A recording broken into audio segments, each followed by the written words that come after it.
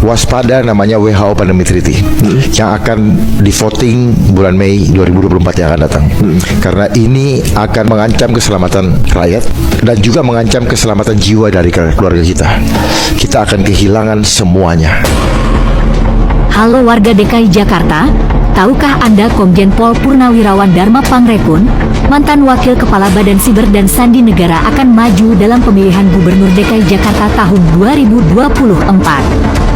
Kita akan kupas tuntas bagaimana perjalanan karir dan cara berpikir beliau dalam menganalisa permasalahan Indonesia, khususnya DKI Jakarta terhadap fenomena global saat ini. Ikuti kami dan selamatkan jiwa keluarga kita.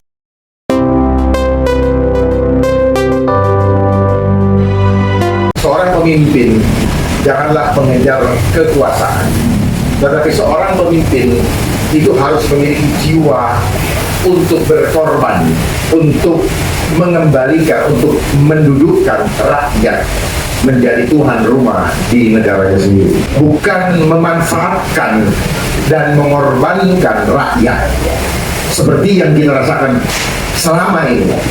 Bahkan selama saya dari masih kecil sampai hari ini, saya nyatakan bahwa rakyat hanya menjadi objek dominasi dan objek eksploitasi. Kita bisa merasakan bersama. Ternyata itu sudah dimulai sejak kita masih sekolah, di mana kita diadu lewat kompetisi. Sehingga musyawarah mufakat itu menjadi nisbi, menjadi hilang, karena kita sudah didoktrin melalui yang disebut dengan ilmu pengetahuan, dengan menggunakan ukurannya adalah bilangan atau angka.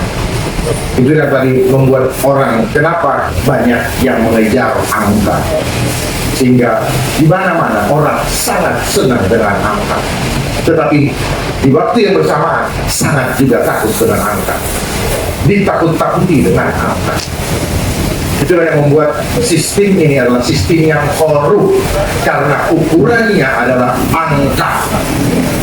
Sampai dengan yang disebut tahun politik, permainannya juga angka lewat statistik, artinya ilmu yang mati, ilmu yang statis, bukan dinamistik.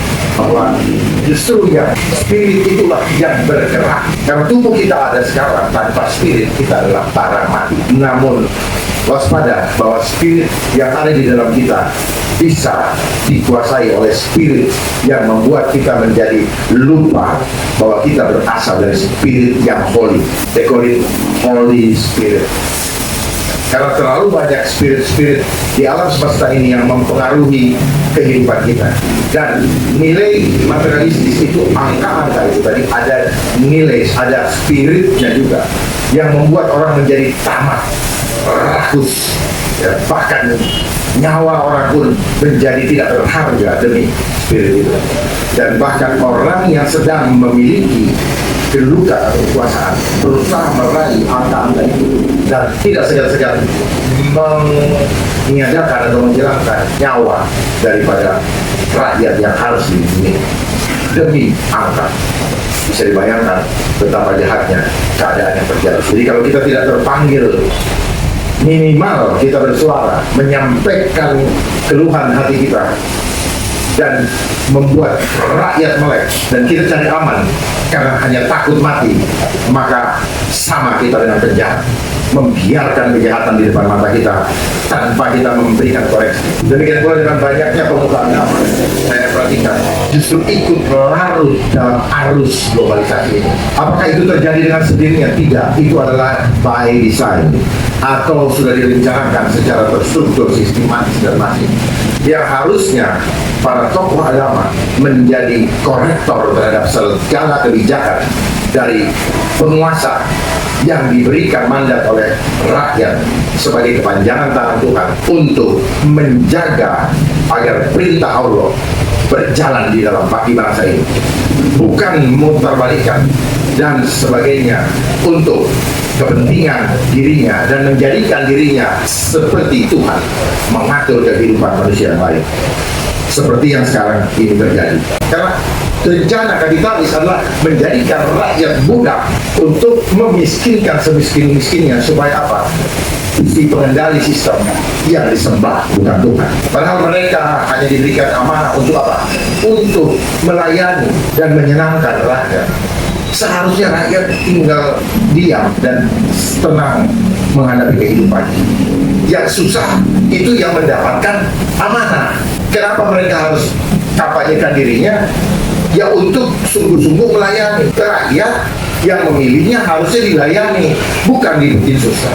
Tapi yang saya lihat sekarang, beramai-ramai orang mendukung 1, 2, dan 3 yang lain. Tapi tidak ada jaminan satupun bahwa mereka yang mendukung akan dipelihara dengan baik, kecuali inner circle-nya saja. Yang lain hanya menjadi objek dominasi dan eksploitasi. Catat omongan saya sore hari ini, dan nanti akan dilihat buktinya. Karena semua yang ada sudah digiring untuk memilih yang tidak diinginkan, bukan berdasarkan proses original, tetapi proses desain. Catat omongan saya. Kenapa saya selalu catat ini? Supaya ada pembuktian. Karena apa yang saya katakan bukanlah data empirik. Karena data empirik selalu tunggu masalah terjadi baru menjadi data. Itu yang dipakai oleh ilmu pengetahuan. Makanya kita selalu terlambat mengantisipasi apa yang akan terjadi di depan. Dan konsep intelijen yang tahu apa yang terjadi di depan. Karena apa? By design. Nah, orang-orang yang intelektual itu lemah dengan konsep intelijen. Makanya kenapa Dasein dan Dassault sengaja tidak bisa ketemu. Karena memang Dasein yang mereka ini kan tidak untuk bisa diperhatikan. Hanya dipikirin. Itu adalah ilmu doktrinasi yang mereka sampaikan supaya ketika terjadi, nah ilmunya itu.